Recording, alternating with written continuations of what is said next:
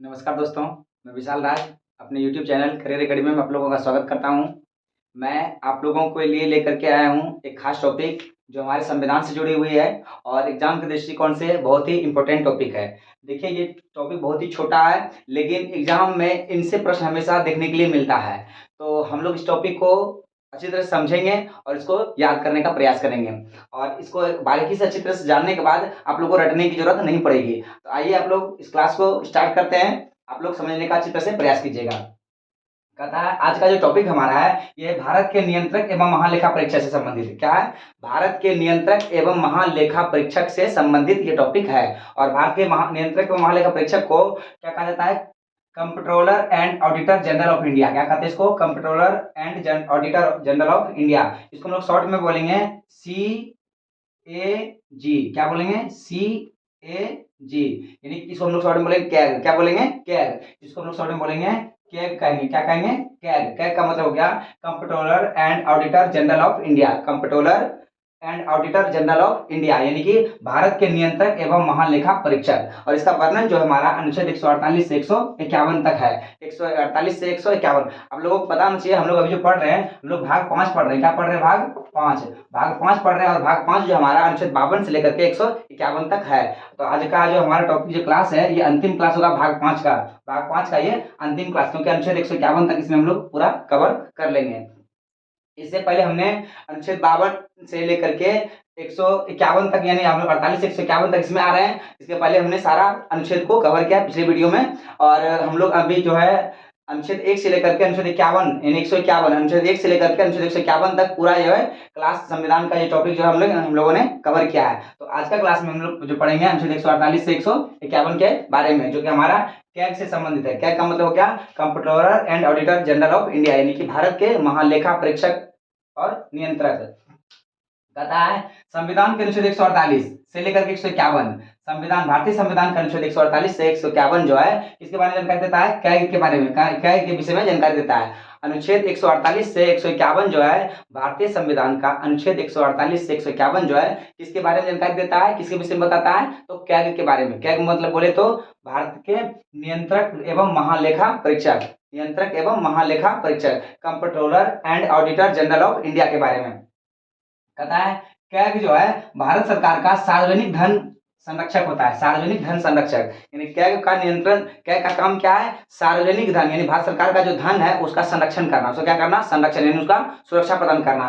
कहता है कि कैग जो है, कैग यानी भारत का नियंत्रक एवं महालेखा परीक्षक जो है ये भारत सरकार का सार्वजनिक धन संरक्षक का काम करता है। क्या काम करता है? धन संरक्षण यानी मतलब कह सकते हैं ये जितने भारत के जो धन होते हैं, जो संपत्ति होंगे, जो हमारे संचित निधि में जो जमा होता है उनका नियंत्रण कौन करेंगे? तो हमारे कैग करेंगे। कौन करेंगे? कैग। देखिए अनुच्छेद 148 में क्या कहता है? अनुच्छेद 148 कहता है कि भारत का एक नियंत्रक महालेखा परीक्षक होगा।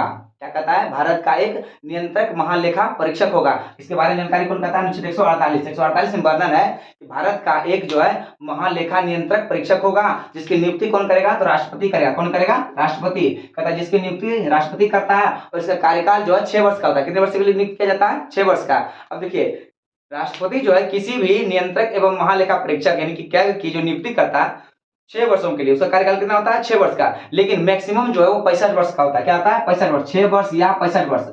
6 वर्ष या 65 वर्ष का यहाँ पे क्या मतलब हो गया कि कोई व्यक्ति जिसका उम्र 65 वर्ष से ज्यादा हो गया हो वो कैग का सदस्य, कैग नहीं बन सकता, यानी कि नियंत्रक महालेखा परीक्षक नहीं बन सकता है। यानी कि मैक्सिमम उम्र जो है इसका सीमा जो रखा गया 65 वर्ष है। 65 वर्ष से ऊपर वाले व्यक्ति कैग नहीं बन सकते हैं। इसलिए यहाँ लिखे हुए हैं कि 65 वर्ष तक का, 65 वर्ष का होता है। यानी 65 वर्ष का मतलब हो गया 65 वर्ष से जिसका उम्र ज्यादा हो चुका है वो कैग नहीं बन सकता है। यानी कैग का कोई भी मंत्री, कोई भी व्यक्ति जो है कैग बनेगा 6 वर्षों के लिए। कितने वर्षों के लिए? 6 वर्षों के लिए। लेकिन 6 वर्ष यानी उसका 65 तक पूरा नहीं हो पाता है। अगर 2 साल में ही 65 पूरा हो जाएगा तो उसको रिटायरमेंट लेना होगा। कहने का मतलब है अगर कोई व्यक्ति 40 साल का है और वो कैग बन गया हो तो यानी कि वो 6 साल पूरा करेगा, क्योंकि 46 में वो 6 साल उसका पूरा हो जाएगा तो वो रिटायर हो जाएगा।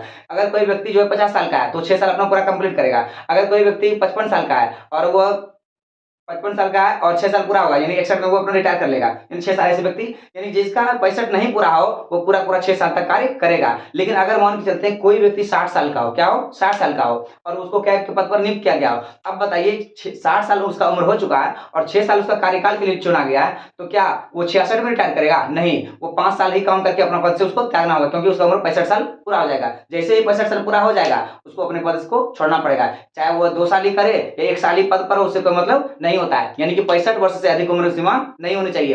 लेकिन कार्यकाल कितना होता है इनका? 6 वर्षों का। अगर प्रश्न पूछा जाए कि कैग का कार्यकाल जो है कितना वर्ष का होता है, तो 6 वर्ष के लिए चुना जाता है, इसको नियुक्त किया जाता है। लेकिन अगर 6 वर्ष का उसको 65 साल से पहले पूरा हो गया तो उसको अपने पद को त्यागना पड़ जाएगा।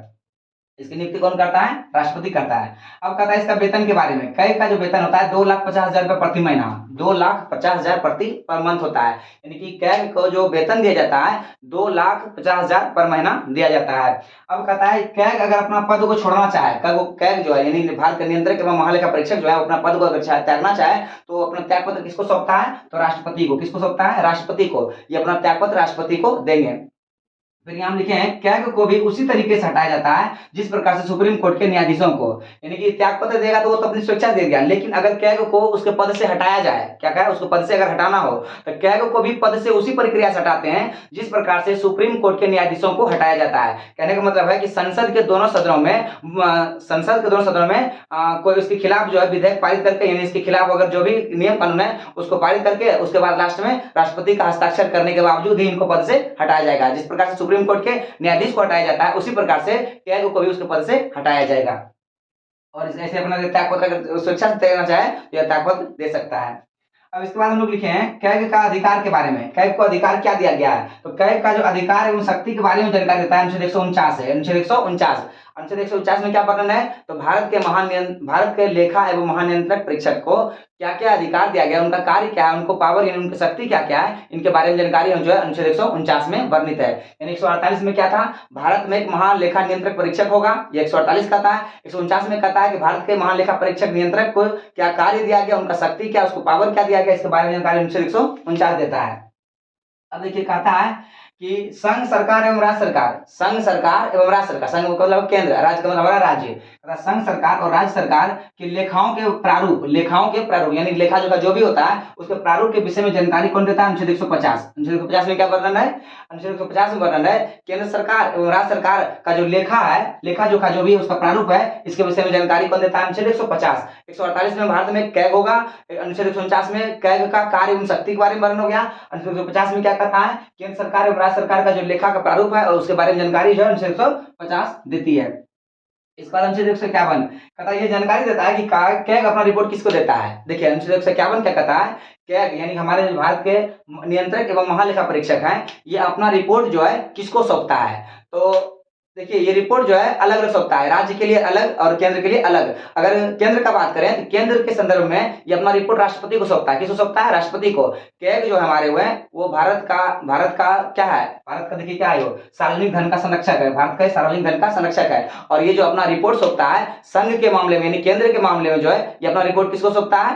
राष्ट्रपति को। और राष्ट्रपति क्या करता है? इनको रिपोर्ट को लेकर के देख करके वो संसद के पटल यानी संसद के सामने रखते हैं। तो संसद क्या करते हैं?